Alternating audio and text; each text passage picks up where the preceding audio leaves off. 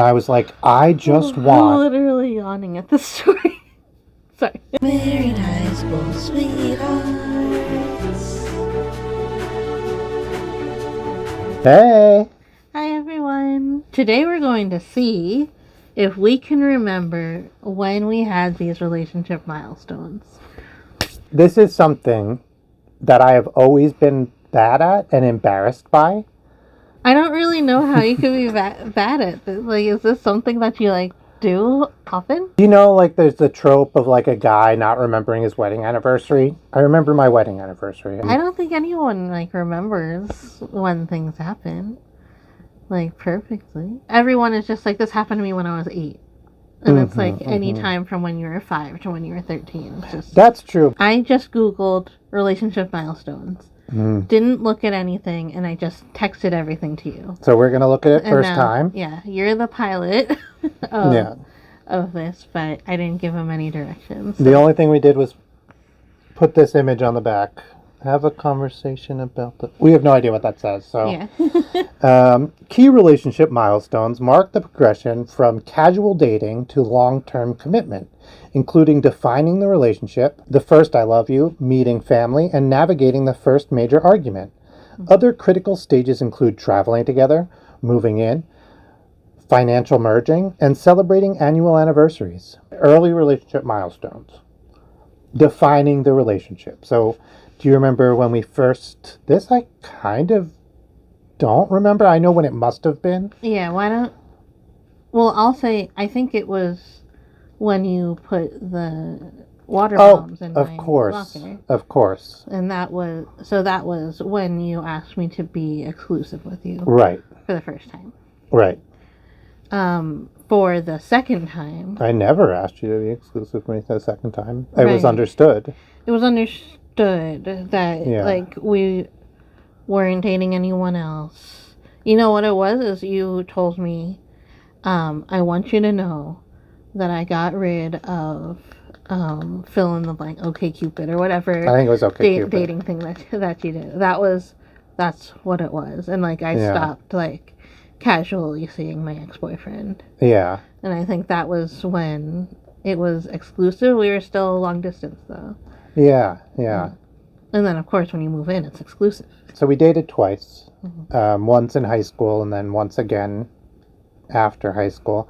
And both times we were always friends. We had been friendly. And then we started talking on the phone regularly. In high school, we had a scheduled phone meeting.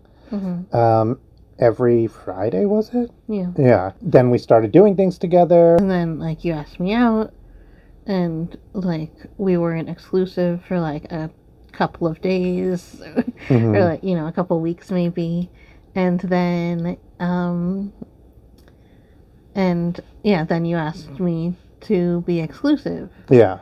Which, always has different terminology, going steady and stuff like that. We called it going steady, as a joke. Yeah. Ironically.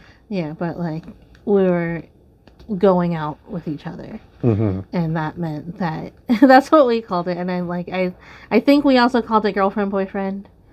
Yeah, we definitely said, they're going out. Yeah, but going out was that was the terminology. I don't think we would have used exclusive back then. It maybe a few years later. Yeah. For sure, but at that time maybe we would have said in a relationship.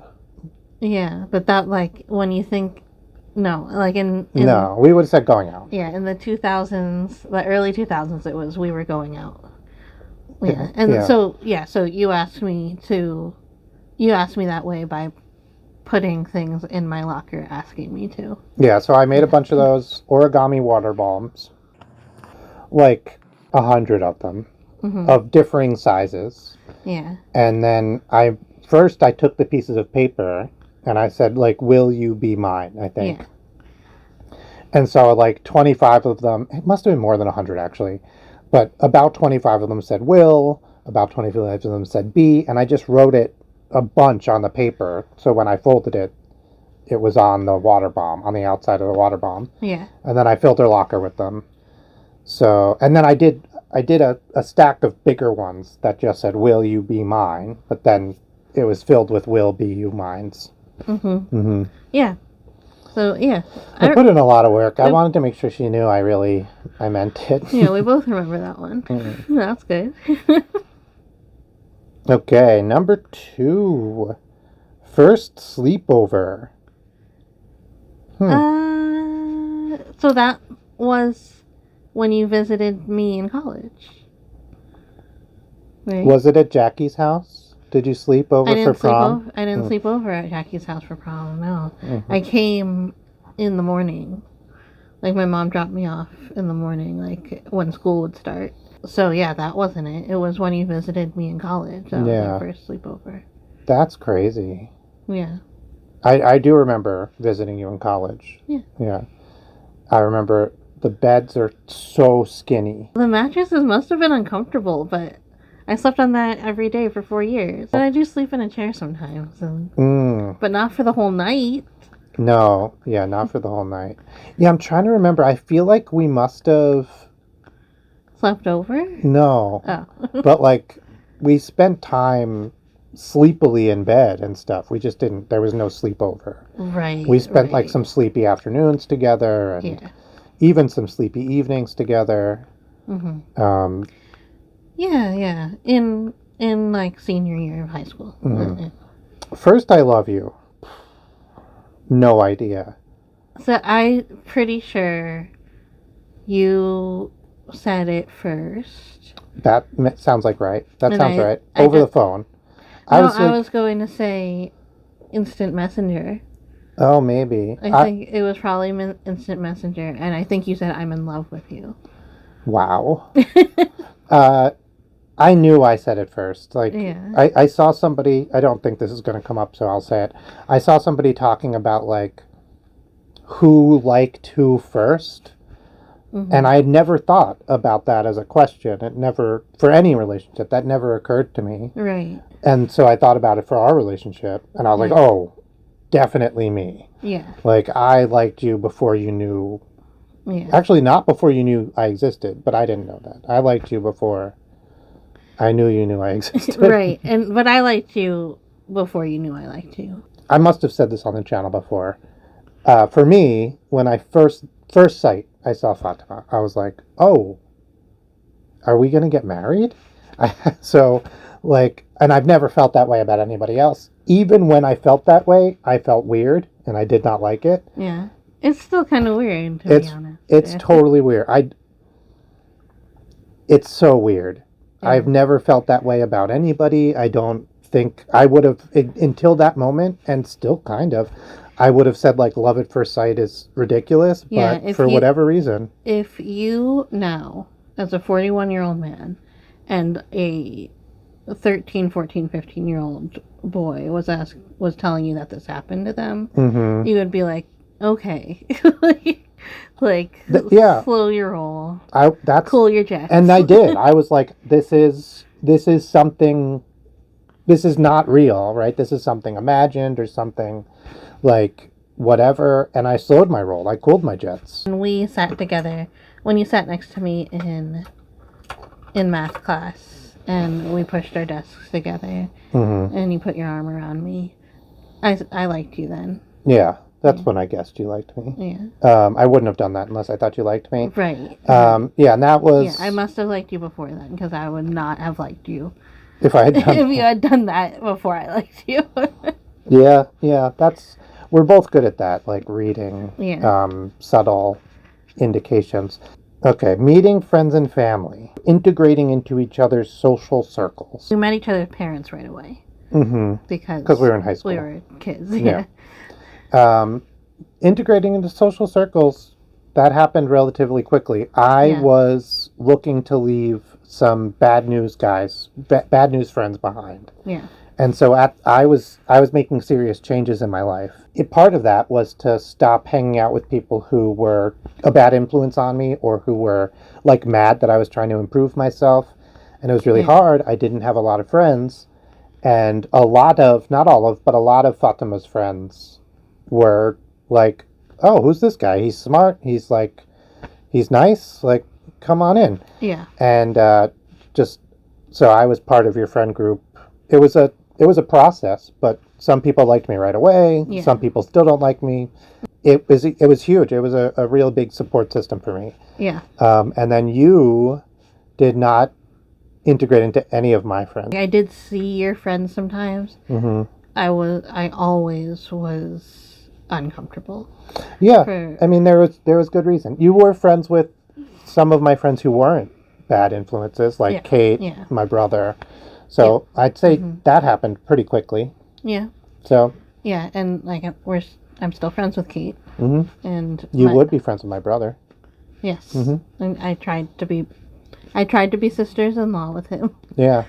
Yeah. So like over the course of a semester, we went from not being in each other's friends group to having the same friend group. Yeah. Yeah. It was I joined her friend group, a pivotal moment in my life, actually, because I went from being perceived as this bad kid in high school and having teachers fail me for no reason to being perceived as a good kid in high school because I was surrounded by other people who were perceived as good kids. Yeah.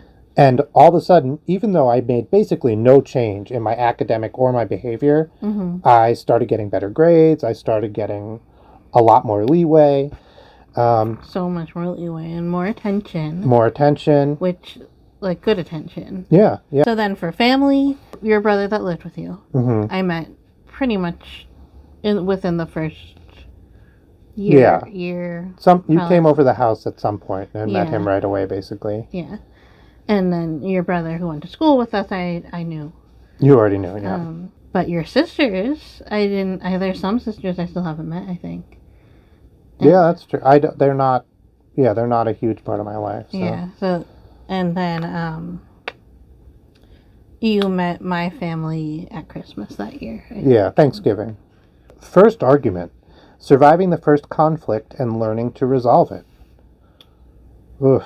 So, like, when you're kids, you have a lot of spats, right? Like, those don't count. We had very different upbringings and very different values, and they conflicted.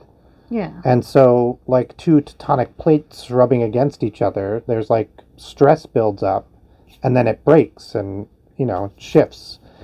And then it's even, like, the ground, you're standing on different ground by the time the earthquake is over. Those little spats that you have that come from that when you're young, that come just from, like, how you were, like, what you were raised in instead of the person that you are. I feel like those don't really count as much. I feel like that's the majority of our fights have been that. Like, we have broken values because of how we were raised. And maybe this is just, we look at it this way, and so it is easy to deal with. Because, like, if you do something that is troublesome to me, let's put it that way, I'm not like, oh, Fatima's a bad person, this, that. Like, I'm like, oh, Fatima's done a thing. We need to figure out why, if this is, like, something she continues to want to do, and, like, we're going to have to figure something, like, I'm going to have to make changes to fix it. Or if it's something that once I explain what's up, we can make changes to fix it. Right. Or if it's something that once we have a talk about it, we'll be like, this is wrong. You were taught wrong. Yeah. You need to make changes to fix it. And that goes for me too. I think you said some things to, like, entertain people. And I think that rubbed me the wrong way. But I think that was, like, around the time that we were breaking up. So I relate that to... That rubbed you the wrong way when we got back together? It was something that I was doing as, like, a survival mechanism. Yeah. And, like, it was what I learned worked to make friends and be popular and influence people. Yeah, so, like, we don't want to say, like, any specific thing that you said, but just the idea of, like, this is just what guys say to each other to connect. That is exactly what bothered me when we were in high school, and it's what bothered me when we got back together. Yeah. And I was like, no. Yeah, and I'd say that for the vast majority of the time, I'm happier now that I don't make any of these, like, they're not even necessarily problematic. This type of off-the-cuff, jokey sort of like class clown behavior. Yeah, class clown behavior. Like pushing people's buttons, making the joke, that like the quick-witted joke. That was my brand of comedy, my brand of survival in high school. I was always the one who could come up with the quip. Right. And served me really well. Yeah. Still serves me really well, just not... If there's more discern. Yeah, I don't... This is not... Exactly. For me, it was instinct. We try not to focus on them as arguments, and we think of them as problems that we need to fix, and failures. If I've done something that's a failure, or if you've done something that you think is a failure, that because I'm upset, and then we need to fix it. And I think maybe this is why we're still together after breaking up and getting back together and having some pretty hefty issues. Yeah. I think maybe when we had the shop. Okay. Because we had an art store and we were really, really butt heads. Yeah. About how to we deal didn't with that. We thought we probably couldn't work together because of that, and it turned out so we did butt heads. We ended up getting rid of it. It was we never saw eye to eye on that. Yeah. And I think probably even if we brought it up now, we'd be fine. We'd be fine. But we now do a lot of the exact same stuff with our craft fairs, and we run like a booth together.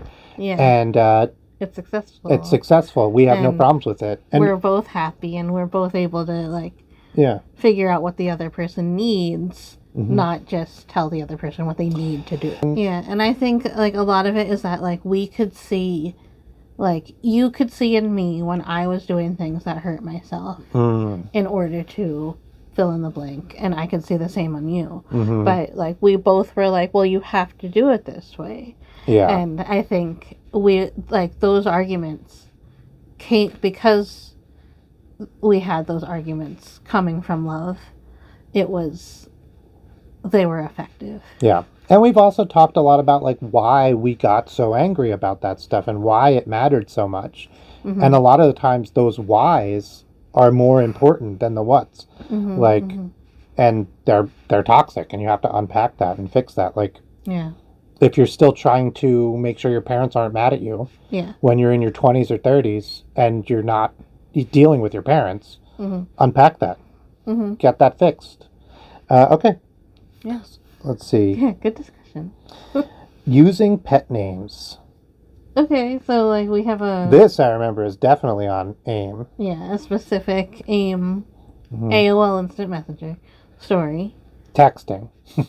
Yeah, it's dinosaur texting. I remember you called me Bullets by accident.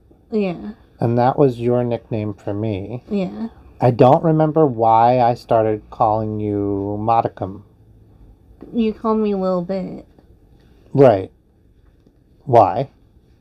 Because I'm little, I think. Especially then, I was little. That's true. And then, like, we had, like... Oh, yeah, because Modicum is an SAT word, right? Yeah, which means, like, a little bit. Yeah. But I called you Lil Bit because it was, like, a contraction of little ankle biter. Yes. And also is a word, like a little bit. Yeah. And so it was like, so I called you Lil Bit, LIL apostrophe bit. Yeah, and sometimes bit apostrophe because it was ending ankle biter. Yeah. Yeah, I do remember. I forgot all about the ankle biter part. And then I because you're so short. Somebody, as a joke, we were talking about like knee biters as toddlers. Yeah. And somebody, as a joke, said like, "You're so short, you're an ankle biter." Yeah. And then I think it was Haley, and that spawned into. Do you think it was Haley too? Probably. She's very. She's a clever. Very clever. Yeah. I said, "I love you, bullets." Yeah, she meant to say buckets. And I meant, "I love you, buckets." But autocorrect. Like, we weren't often calling each other that. We were like, baby. But then when we got back together as adults, we were living outside of our hometown, and I started calling you Bubba.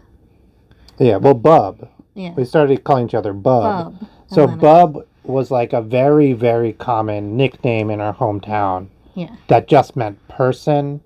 Yeah. And then kind of meant like fisherman, acabonic, like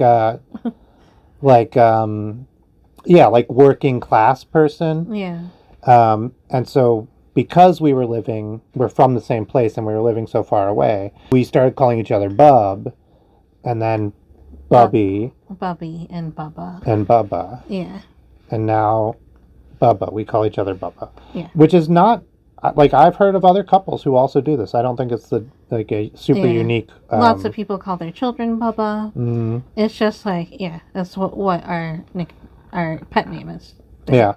So we'll still, this is 10 years later now, I'll still be like, hey, Bub. Yeah, love it. Oh, yeah. If you're in the area, go to Candy Kitchen. Hell yes. 101 years old.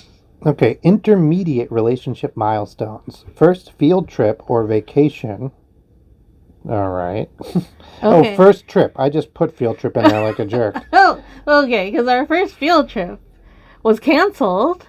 Traveling together to test compatibility in planning and stress. We are technically compatible. Yeah. In this area. Yeah. But it was... Because sometimes you figure out how much you want to do something, and sometimes it's 0. Mm-hmm. And we're like really close to 0 when it comes to wanting to travel. Because we had signed up to see Blue Man Group with our high school. Senior year, they started being like, if we can raise this many people, we'll get you a bus on a Saturday. Yeah. To go to New York. Yeah, it's pretty cool. And I mean, we did one, right? No, that was during the school day. Yeah. No, we did do one on a Saturday. That's when we played that game with Mauricio. Oh, okay, yeah, that is the one I was thinking on the Saturday. What was that? We would get you a bus to New York, and you would we will get a chaperone who also wants to go to New York to come and like make sure everyone's safe, and then you come home in time for dinner. Yeah. And you get to go shop, you see Chinatown or whatever you want. Not whatever you want, but like whatever was planned.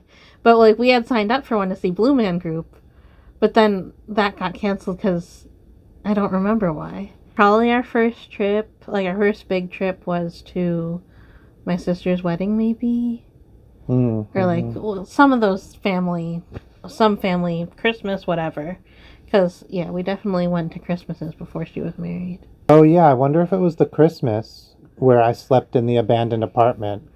Yeah. Yeah. Mm-hmm. Yeah, that one. Or the Christmas where your brakes went out.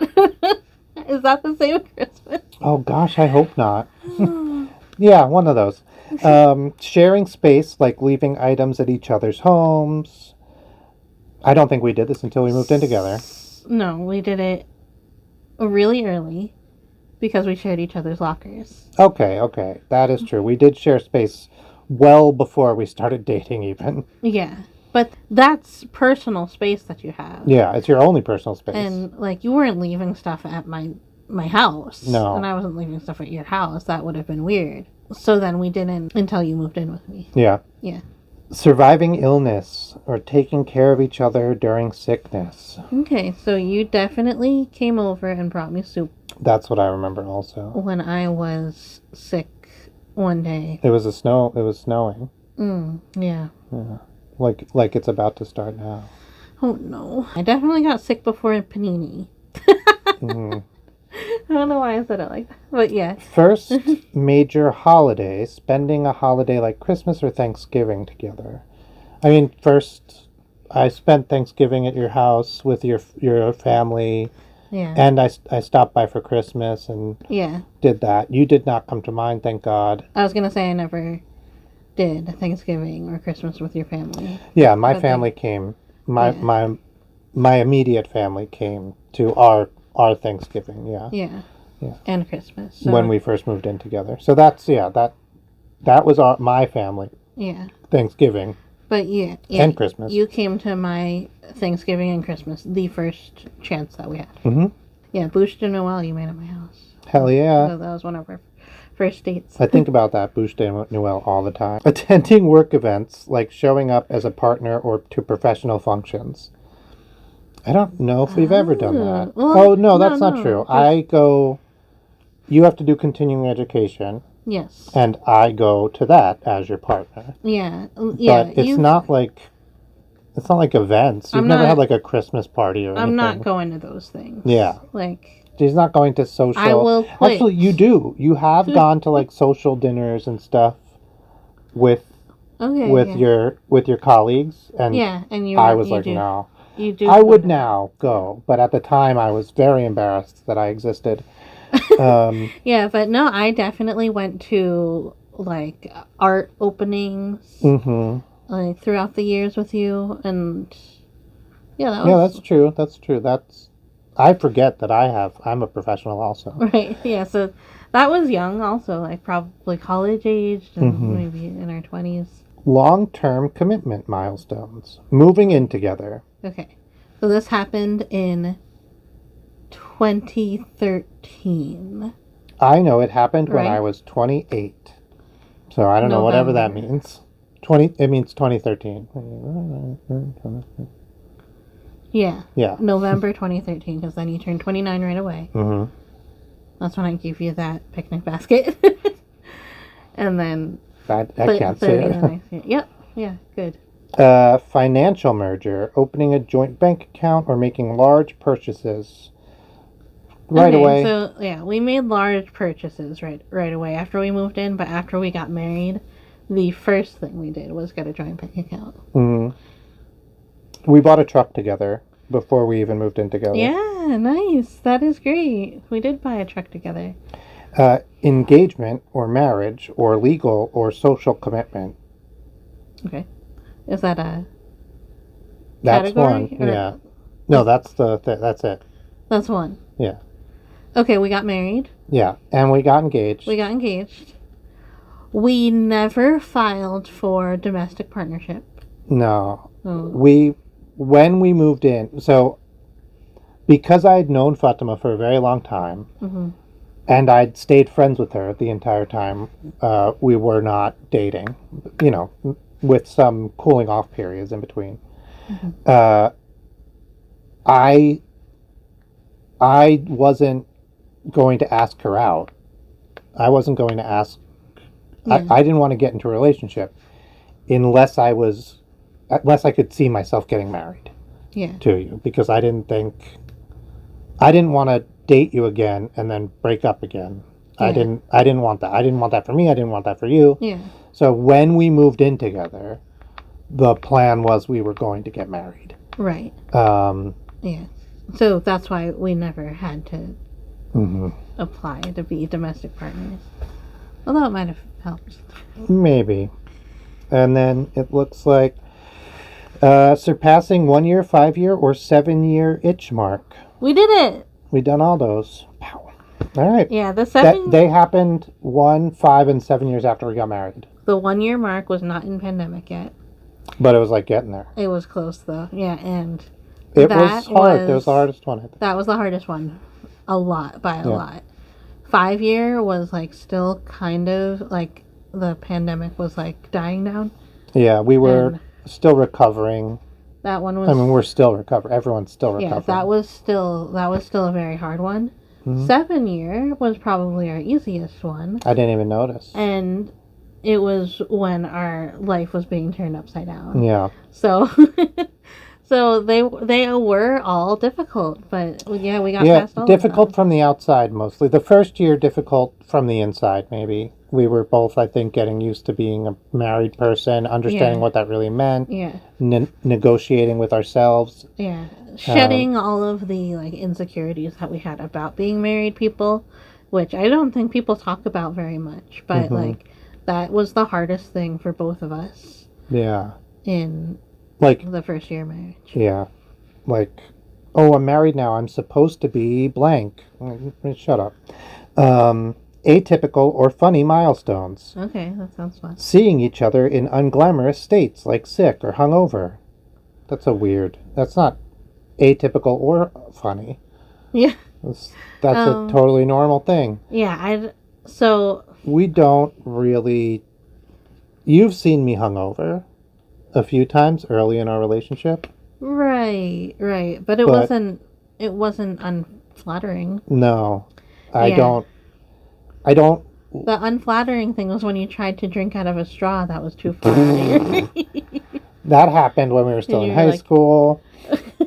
No, unglamorous because, like, we were kids. Mm-hmm. So, like... Everything's unglamorous. Yeah. Yeah. Yeah, like, I probably had jam on my hands. Yeah. Getting a pet together? No. Being comfortable enough to handle private hygiene tasks around each other? That was pretty early, yeah. I would say. First date? Kiss for the first time? Wait, did we talk about our first date?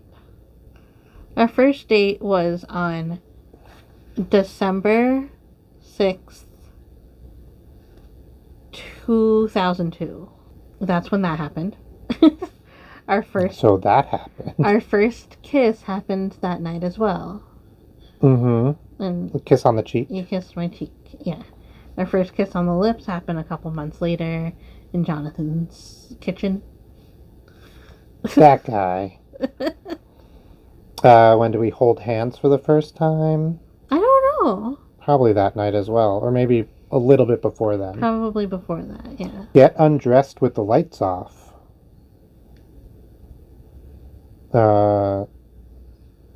Never happened. And then... Never. It says kiss for the first time happens immediately. Yeah.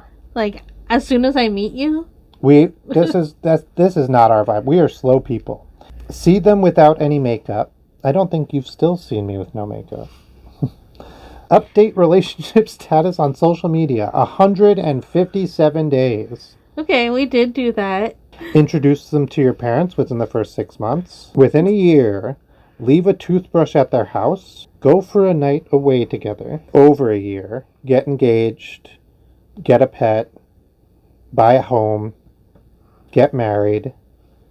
And have a child. 1,422 days. What is that? 3 years? That all seems so fast. But like... Close to 4 years. But I guess that's from someone who's never going to meet that milestone. But at 4 years, get married. We didn't get married for... like 24 years. Yeah. I think we remembered everything, basically. Like, there's some things that's, like, just so amalgamous that, like, is it really a milestone to fart in front of each other? Some, like, offbeat ones, like, the first time you say, like, something that was an actual milestone for us was when I said, I'm never going to want to divorce you, but if I have to divorce you, I will. Yeah, that happened in our first year of marriage. Yeah. And I was very panicked. My obsessive disorder got worse. Yeah. Right after we got married. Yeah. I don't think it's because we got married necessarily. But yeah, it was definitely part of the trigger. Yeah. And so I was being much more obsessive than I had ever been, and I felt terrible about that. Yeah. Because I could see it was really having an effect on you. And then I was reacting to that and trying to like make it better, but that was just, it was creating a feedback loop. Yeah. And I was getting more and more obsessive. Yeah. And I was like trying to make sure like you don't hate me. Yeah. Which like you're not regretting marrying me, like you said to me really early. And so I needed to hear that. Yeah.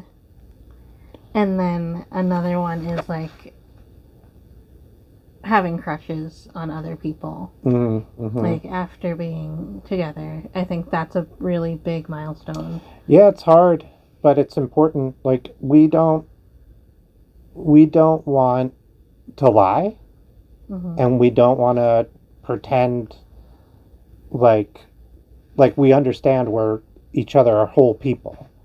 Like even, and we want to bring that to the relationship, to our relationship. So like that's just a fact about being a human. Yeah. So like whatever. Yeah. It's good. So it's great. It's good to talk about. It's great to talk about. Like a first misunderstanding or disagreement about the way things should be done.